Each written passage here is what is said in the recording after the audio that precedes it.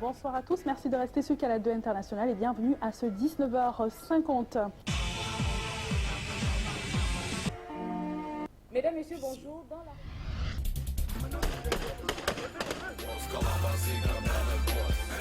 messieurs, je vous en prie.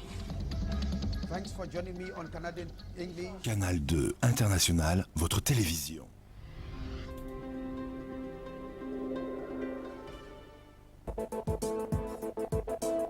Vous pouvez désormais retrouver les chaînes Canal 2 International, Canal 2 Movies, Canal 2 Info, Canal 2 Musique, Canal 2 English et Suite FM sur l'application Free Africa. Téléchargez dès maintenant l'application Free Africa et retrouvez où que vous soyez vos chaînes préférées. Bénéficiez de 2 mois d'utilisation gratuite. L'application Free Africa qui propose des chaînes de télévision africaines en live et en replay est enfin disponible. Disponible sur Play Store et Apple Store.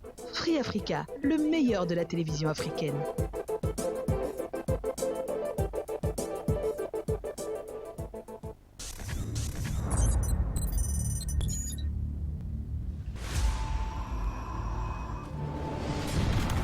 Voici venu le temps des opportunités d'affaires.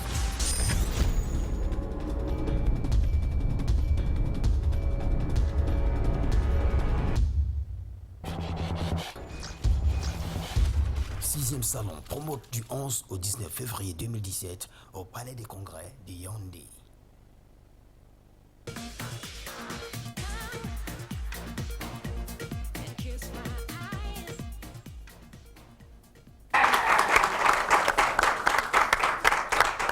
Et voilà, retour donc, je vous ai promis cela après la page pub, on va aller à la rencontre de Ghislain Pierre Essonneau, que nous appelons affectueusement ici Pom Pom.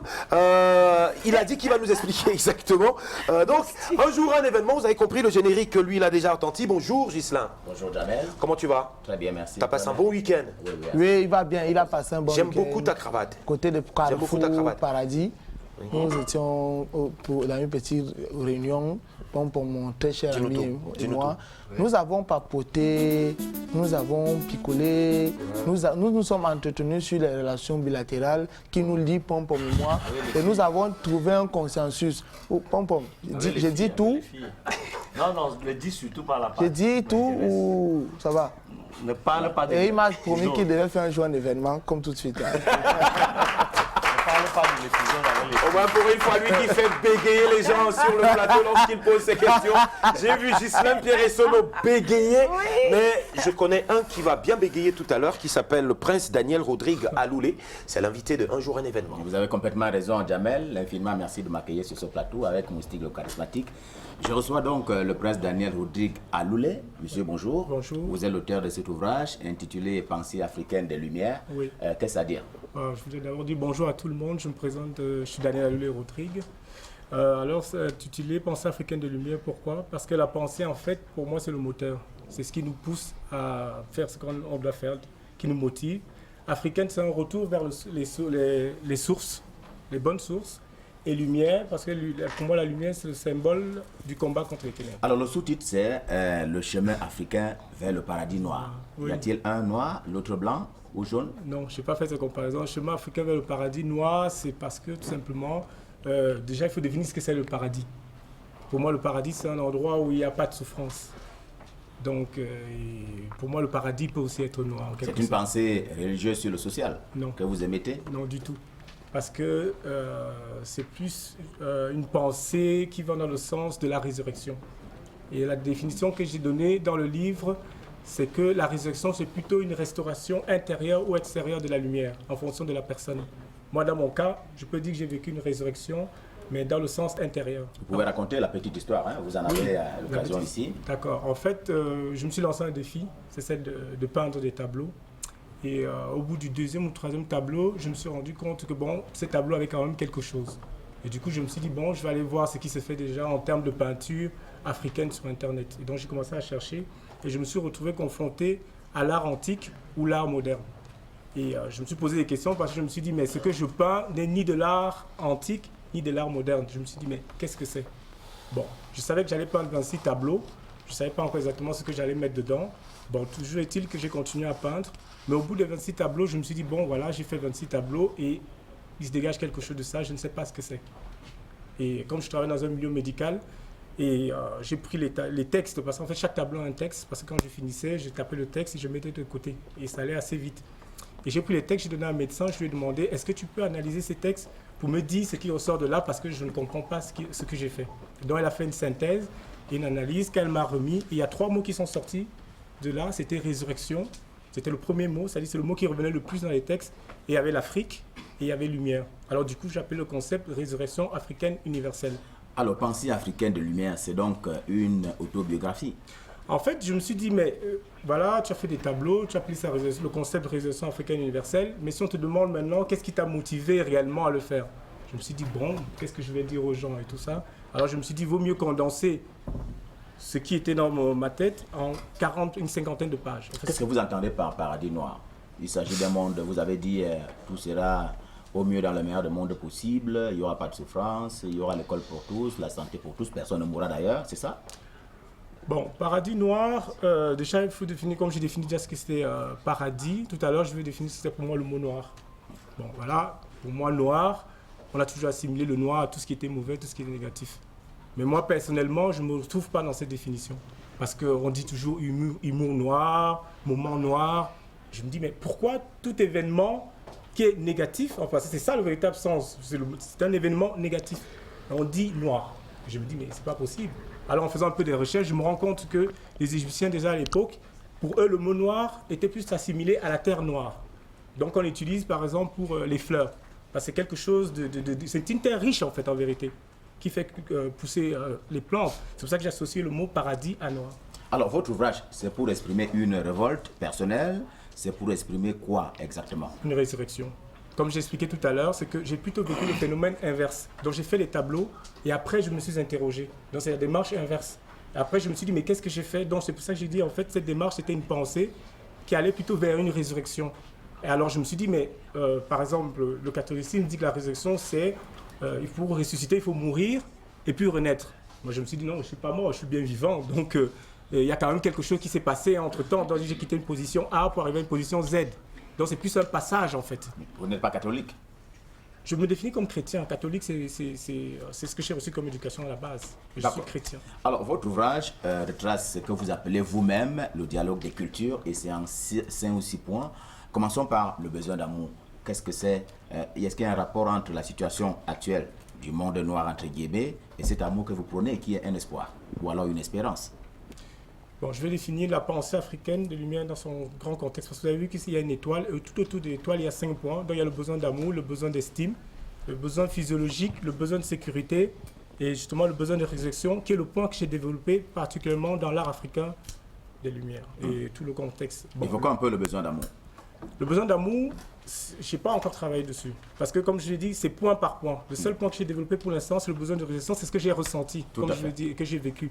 Par exemple, depuis que je suis arrivé au Cameroun... Au terme de vos tableaux? Oui, voilà. Mais maintenant, étant au Cameroun, je me rends compte que c'est une pensée qui peut s'adapter maintenant à tous les contextes. C'est-à-dire ça peut s'adapter au contexte familial, au niveau du pays. Par exemple, quand je discute avec les gens maintenant, je dis par exemple que le besoin de sécurité, je me rends compte que c'est quelque chose de très important. Et justement, quand je discutais avec certaines personnes, je disais, voilà, le Cameroun est engagé dans un combat. Par exemple, je dis dans le livre qu'il y a ce que j'appelle les pensées, les philosophies de l'ombre, qui pour moi sont incarnées par ce qui se passe au nord et un peu partout dans le pays. C'est-à-dire que ce sont des gens qui pensent autre chose et qui veulent entrer, comme je dis, au cœur du Cameroun, dans Yaoundé, pour imposer quelque part leur vision et leur manière de voir les choses. Vous confirmez, oui ou non, qu'il s'agit d'un roman? Un roman, je dirais plutôt c'est un essai. Un roman, si c'était un roman, j'aurais raconté une histoire. Bon, c'est plutôt, on peut dire un peu... Parce que vous faisiez allusion à une histoire que vous avez personnellement vécue tout à l'heure et que vous avez manifestement transporté dans votre ouvrage. Oui, c'est pour ça que je parle de roman. Un roman, parce que c'est quelque chose quand même que j'ai vécu. Donc je voulais juste que les gens puissent mieux comprendre ce qui se passait aussi quelque part à l'intérieur de moi. Et je me rends compte que depuis que je dialogue avec certaines personnes, c'est un petit livre vraiment condensé qui permet à certaines personnes aussi d'être confrontées. En fait, c'est un livre qui confronte les gens à leurs propres pensées. C'est ça en fait, c'est ça le but aussi. Pensée africaine des Lumières, ça s'adresse à qui? Ça s'adresse particulièrement, je cible la jeunesse en fait. Je cible particulièrement la jeunesse, on peut dire. Parce que la jeunesse, j'estime que, bon voilà, on vit une époque où elle se pose peut-être des questions, certaines personnes se demandent quoi faire dans leur vie. Justement, c'est pour ça que je disais que ça passe dans la pensée, c'est-à-dire c'est d'abord dans la tête que ça se passe, parce que si le combat n'est pas gagné dans la tête, évidemment, tout le reste ne peut que décliner. C'est pour ça que je me dis que voilà, la différence entre moi et certains jeunes, c'est justement cette manière de penser. Donc quand je dialogue avec eux, que maintenant on échange, je dis qu'est-ce qui est important pour vous, justement, dans ces 5 points-là. Peut-être pour une personne, ça va être le besoin d'amour, pour d'autres personnes, ça va être de la sécurité, pour l'autre, ça va être des besoins physiologiques, c'est tout ce qui concerne l'alimentation, parce que si une personne ne mange pas bien, ne se nourrit pas bien, automatiquement, sa santé aussi va être... Mais sur ce coup-là, vous avez omis un peu de faire le diagnostic de ce qu'il est convenu d'appeler la situation sociale des jeunes en Afrique noire et au Cameroun en particulier. Mais je viens en amont, justement. Je viens en amont. Parce que c'est à eux de m'expliquer, justement, la situation qu'ils vivent. Parce que quand je discute avec eux, je leur dis, moi, je me mets dans une position où... Votre ouvrage, c'est une solution, n'est-ce pas? C'est un début de solution. Parce que... Est-ce que vous avez proposé une solution sans faire le diagnostic? Parce qu'on discute. Moi, je leur dis, par exemple, quand je me confronte à eux dans la discussion, bon, certains disent, par exemple, oui, on ne nous donne pas ceci, on ne nous fait pas cela. Moi, je leur pose la question, mais qu'est-ce que vous avez d'abord fait pour que, entre guillemets, les aînés s'intéressent à vous? C'est ça d'abord moi ce qui m'intéresse, parce que quand je vais vers un aîné, je lui dis voilà, j'ai fait ça, qu'est-ce que tu en penses? Avec son recul et son regard, maintenant il peut me donner aussi d'autres conseils et une autre manière d'avancer. Parce que c'est facile de dire voilà, les aînés n'ont pas fait ci, n'ont pas fait ça, ben, il faut d'abord proposer quelque chose. Alors ceci est votre premier essai, à quand le second? Peut-être que le second, ça sera... Il faudrait d'abord exploiter celui-là. Parce que, comme je l'ai dit, je n'ai développé qu'un seul point jusqu'à présent, qui est la résurrection. Moi, ce qui m'intéresse maintenant particulièrement, c'est le côté sécurité. Parce que je me rends compte que, comme j'ai expliqué, c'est que moi, je suis Camerounais, le pays est menacé.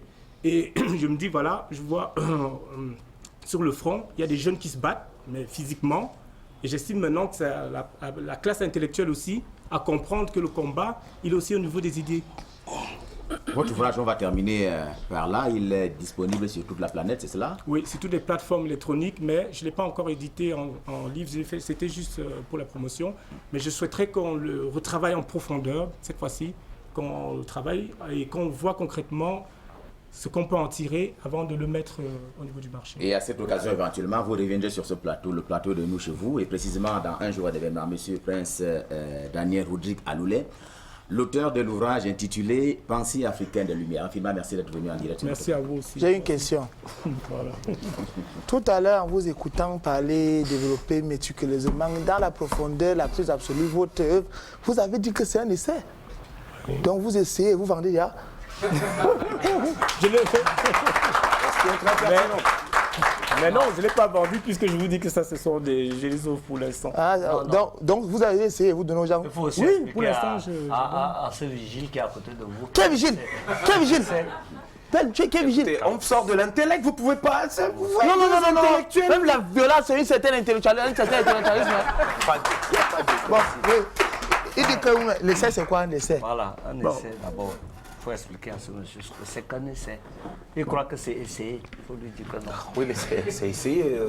Moi, je peux vous parler qu'avec des exemples. Voilà. Par exemple, je disais tout à l'heure que, par exemple, vous êtes pour moi un exemple je suis un essai. De résurrection. Pas un essai. Non, de toutes les façons, merci beaucoup à vous. On doit lui mettre le pied à l'étrier. Il veut me mettre. Allez, merci. C'était donc notre cher Prince pour donc, ce livre. Merci beaucoup d'être venu. Merci à toi, Ghislain Pierre et Sono. Vous avez compris, pour vous qui regardez Nous Chez Vous, on joue toujours l'utile à l'agréable et bien sûr l'utile à l'agréable. Avant d'aller regarder donc un clip de Baron Scott, je voudrais très rapidement parler avec Padre Louis-Marie, parce que c'est comme ça que nous on aime bien affectueusement l'appeler Padre. Alors, rebonjour Padre. Oui, bonjour. Comment vous allez? On va très bien mon père. On va très bien. Et on est très content que vous soyez là. C'est très important. Très important. Alors, vous êtes la centrale des œuvres humanitaires de Saint-Padre Pio. C'est en Gousso, c'est ça? Oui, Saint-Padre Pio. Voilà. Alors, la première question que j'ai envie de poser comme ça, c'est quelles sont les missions de la centrale des œuvres humanitaires concrètement?